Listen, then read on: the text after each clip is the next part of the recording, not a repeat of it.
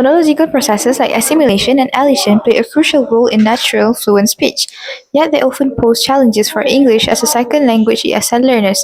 For this project, we have chosen to focus on these two processes due to their frequent occurrence in everyday communication and their significant impact on intelligibility and pronunciation accuracy. According to how is phonology studied, assimilation is when one phoneme is pronounced in a way which is similar to a nearby phoneme, and this can affect the place of articulation, manner of articulation, and voicing. Basically, assimilation is a natural process in speech where sounds become more alike to their neighbors to make speaking easier and faster. There are two types of assimilation, namely progressive and regressive. Progressive assimilation in English is when a sound changes to become more like the sound that comes before it. For example, in the word cats, the final s is voiceless because the t before it is also voiceless. In dogs, the final z is voiced because it follows the voiced g. This makes speech easier and more natural by allowing the voicing feature to carry over from one sound to the next. On the other hand, regressive assimilation happens when a sound changes because of the sound that comes after it. For instance, in the word input, the n sound often changes to m before the p sound. So we say input instead of input. This is because both m and p share the bilabial place of articulation involving closure of the lips, making the transition easier and smoother in fast speech.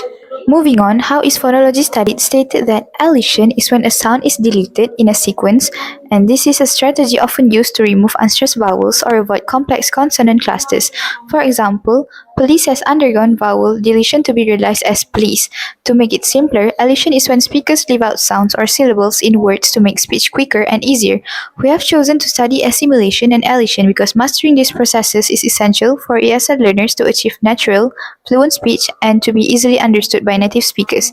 Understanding and producing assimilation and elision correctly not only helps ESL learners sound more natural, but also ensures they are better understood in real-life conversations. In this project, we will conduct 3 speaking tasks, which are word reading, sentence reading, and spontaneous speech, to observe how ESL speakers produce assimilation and elision in different contexts, providing insights into the challenges they face.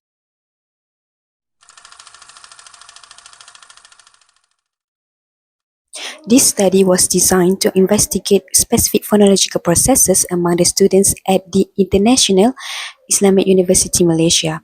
The methodology involved structured interview sessions where participants were asked to pronounce a selected set of words and phrases, sentences, and answer spontaneous questions. Their responses were recorded and analyzed to identify patterns in phonological processing, specifically involving assimilation and elision processes. This study falls under qualitative research. According to Bandari 2020, qualitative research involves gathering and analyzing non-numerical data such as text, videos, or audio recordings to gain a deeper understanding of ideas, opinions, or personal experiences. This approach helps to explore a problem thoroughly or to develop new research questions. In this study, we employed the interview method to collect information on how students at our university pronounce certain words and phrases, focusing on the phonological processes of assimilation and elision. At the beginning of the session, we explained the purpose of the study and confirmed the participants' willingness to take part in the interview. Each participant attended an individual interview lasting approximately 3 minutes. The interview consisted of 4 sections, each containing key questions related to our topic. The first section included 3 questions about the participants' backgrounds, which are essential for analyzing assimilation and elision processes in phonology. The second section involved reading 5 words and phrases aloud at a natural pace. Participants were reminded to speak naturally to ensure clear pronunciation. In the third section, participants read 5 sentences aloud clearly.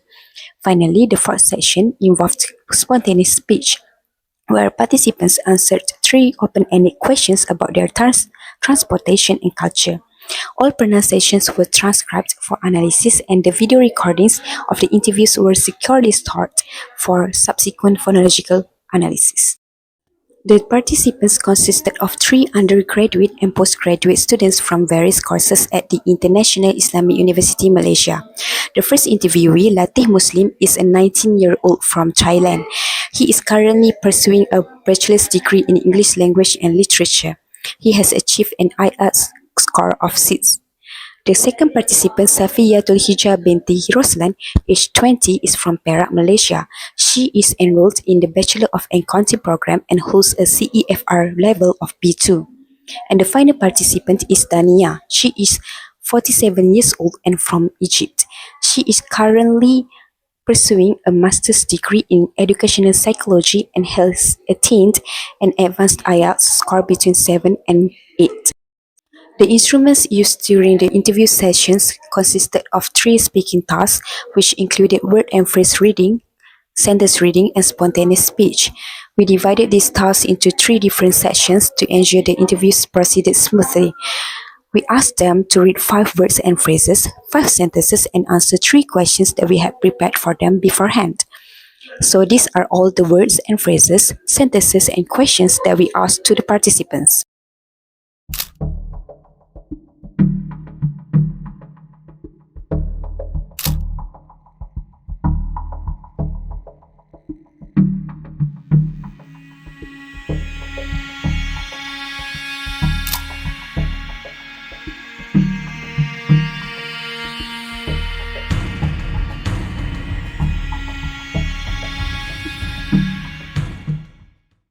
These words and phrases are all related to the phonological processes of assimilation and elision.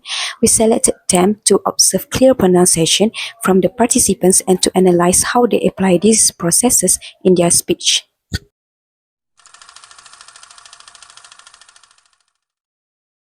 Now, let's move on to the first part of the investigation, the pronunciation of 5 words. We are looking for 2 things, assimilation, where a sound changes to match the one next to it, and elision, where a sound gets dropped completely. Handbag, handbag, handbag, good boy, good boy, good boy, vegetables, vegetable, vegetables, library, library, library, chocolate, and chocolate. chocolate. The first word is handbag. In casual speech, some people change the n in hand to m when saying it quickly. So instead of handbag, it becomes handbag. This is assimilation. But in this case, all 3 speakers, which Muslim, Safiatul, and Dania, said the word clearly as handbag without any sound changes. So, no assimilation happened for this word. The second word is good boy. This phrase is another common example of assimilation. The d in good can blend into the b in boy, making it sound like good boy. But all 3 speakers kept it clear and separate by saying good boy. So again, no assimilation was applied by them. The third word is vegetables. This word often gets shortened in fast speech. Instead of saying vegetables, people usually skip the second syllable and say it like vegetables. That's called elision. Here, Muslim pronounced the full version, vegetables, so no elision. But Safiatul and Dania said vegetables, dropping one syllable. That means only they apply elision for this word. The next word is library. This is another word where elision happens often. The middle syllable is usually dropped. Instead of library, people say it as library. And in this case, all three speakers said the shorter form, which is library. So Elision was used by all of them here. And the last word is chocolate. Even though the spelling looks long, most people say it with just two syllables, chocolate, instead of chocolate. That's also elision. Just like before, all three speakers use the reduced form.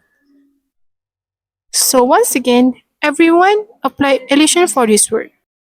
Now I will move on to the sentence analysis where assimilation and elision are more likely to appear due to natural rhythm and speed in connected speech. We had lunch at Hyde Park. We had lunch at Hyde Park. We had lunch at Hyde Park. At first, everything seemed normal. Muslim and Safiatul said the sentence clearly as we had lunch at Hyde Park with no changes. But when we listened to Dania, we noticed something different. She said Hyde Park. The "the" in Hyde changed to match the "p" in park. This is a sign of assimilation where one sound blends into another to make speech smoother. I left back my keys at home. I left back my keys at home. I left back my keys at home. The second sentence is I left back my keys at home. In this sentence, elision may occur in the word left, where the "t" is dropped, resulting in left. Both Muslim and Safiatul did this, saying I left back my keys at home. So elision occurred. Dania, however, pronounced it as left, so she did not apply elision here. She looked good in that dress. She looked good in that dress. She looked good in that dress. The third sentence is she looked good in that dress. The word looked can be pronounced as look when the "t" is dropped. Only Safiatul showed elision here, saying she looked good in that dress, while the other two speakers pronounce looked fully. Can you stand by the door? Can you stand by the door? Can you stand by the door? The fourth sentence is can you stand by the door? In this sentence, assimilation might occur between the "the" in stand and the "b" in by, which can merge into a "mb" sound. Daniel demonstrated this by saying stand by, showing clear assimilation. The other two speakers maintained stand by, so no assimilation occurred for them. Yesterday, he bought a red bag at the market. Yesterday, he bought a red bag at the market. Yesterday, he bought a red bag at the market. The final sentence is yesterday he bought a red bag at the market.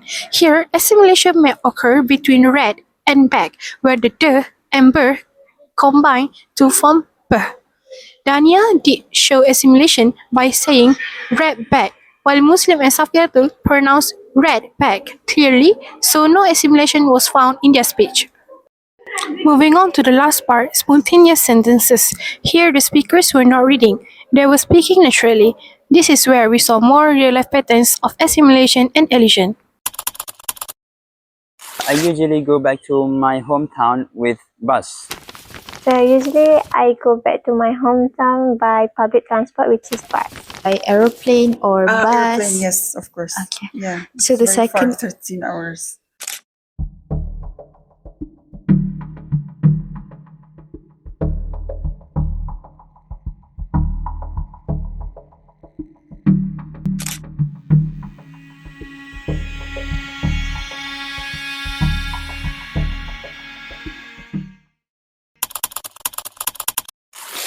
Traditional food that I would recommend would be Pat Kaprao. I would recommend nasi lemak. It's called stuffed vegetables. Yeah.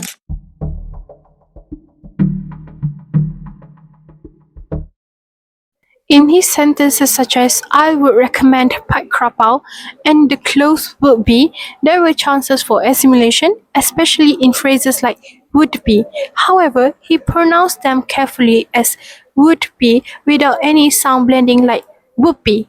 So no elision or assimilation was found in his speech.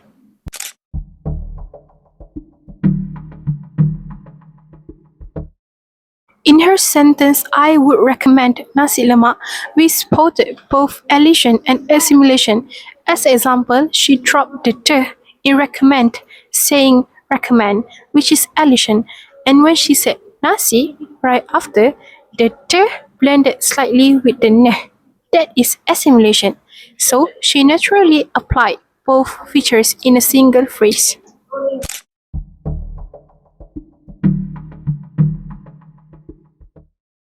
Adania showed the most noticeable elision. In the phrase stuffed vegetables, she dropped the t in stuffed and also shortened vegetables instead of saying vegetables. She skipped the second syllable and said it like vegetables. Thus, both words are clear signs of elision. So the traditional clothes would be it's like a traditional Thai cloth. Like for male, is a long sleeve shirt, and we have the pants. We will call like jonggrabin pants. Usually they're wearing baju kurung and baju Melayu. We don't have like outfit like national outfit. Everyone just wears anything is fine. But in Eid, Eid al-Adha, or yeah, they usually wear like for women they wear abaya, and for men they wear like we call it galabiya in Arabic.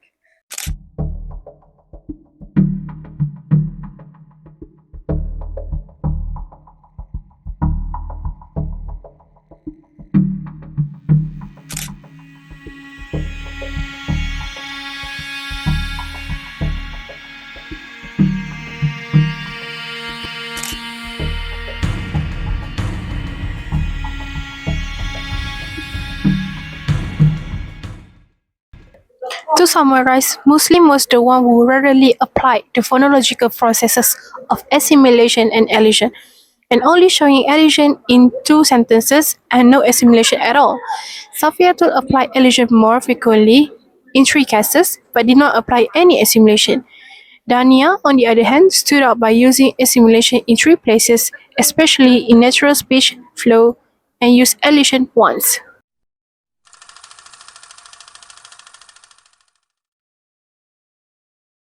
So to sum up, our findings indicate that phonological processes, specifically elision and assimilation, occurred most frequently in the words reading section.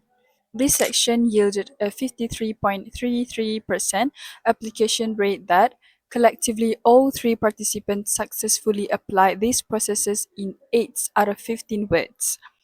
Meanwhile, the sentences reading section recorded a percentage of 40%. In this section, all three participants applied elision and assimilation in 6 out of 15 sentences. This suggests a tendency for these phonological processes to be more consistently applied at the word level compared to the sentence level in the participant speech. As for spontaneous speech, we could only conclude that this was the least likely for the participant to apply phonological process. Safiatul and Dania applied elision while speaking, unlike Muslim who hadn't applied them in any of his speech from the three questions given. In the spontaneous speech, both Dania and Safiatul only applied elision once from the word recommend nasi lemak and stuffed vegetables. Delving deeper into individual performance, Dania's pronunciation was the closest to native speakers, consistently demonstrating elision and assimilation in most of her phrases and speech. Across both the words reading and sentences reading section, she applied these phonological processes in 6 out of 10 instances. This proficiency can be attributed to her advanced English language skills, evidenced by her Common European Framework (CEFR) C1 score. Furthermore, as the oldest participant, Adania had the most extensive experience learning English, including studying overseas. Her status as a postgraduate student also suggests a higher level of academic exposure and knowledge compared to the two undergraduate participants.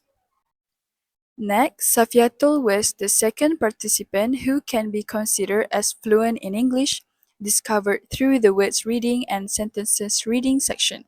She scored 5 out of 10 instances where she applied elision and assimilation. She was just a first year student like Muslim, but her pronunciation aligned more with elision and assimilation process. This might be due to Malay's phonological system that is closer to English in some relevant aspects, such as allowing a wider range of final consonants or consonant clusters compared to Thai, which could make an easy application of English connected speech. While both Malay and English are different languages, certain phonological features of Malay might lead a speaker to acquire English connected speech more readily than a Thai speaker. Lastly, Muslim demonstrated the fewest instances of applied elision and assimilation, where he achieved only 3 out of 10 instances in which he applied that phonological process. This can be related to his nationality due to lack of consonant clusters in Thai language. Thai has a simpler syllable structure, often consonant-vowel CV or consonant-vowel consonant CVC, but with stricter rules about which consonants can appear at the end of a syllable. English, however, has many complex consonant clusters and final consonants that are not common or even allowed in Thai. Elision and assimilation frequently occur within and across these clusters in English to ease pronunciation. If a Thai speaker's learner one doesn't have these clusters, they may not have developed the articulatory habits that lead to elision and assimilation in English. Like Muslim, a Thai student studying in Malaysia, he was a first year second semester student, which means he did not have that much exposure to such pronunciation. Muslim has only been in a formal academic English environment for less than a year. While he might have learned English in Thailand, the type of English spoken in classrooms there often focuses on clear word by word pronunciation, not the natural rapid and reduced forms found in native speech. To show an even clearer example, we can extract the way he pronounced good boy by articulating the sound one by one without going through the process of assimilation. For typical native English pronunciation with assimilation, the d often assimilates to b, becoming a bilabial stop, so it sounds more like good boy. This is progressive assimilation, where the voicing in place of articulation of d become like b. However, Thai speakers like Muslim are more used to making each sound clearly and distinctly, one after another, especially when words meet. This difference in mouth habits means they might not naturally blend the d and b in good boy, the way English speakers do.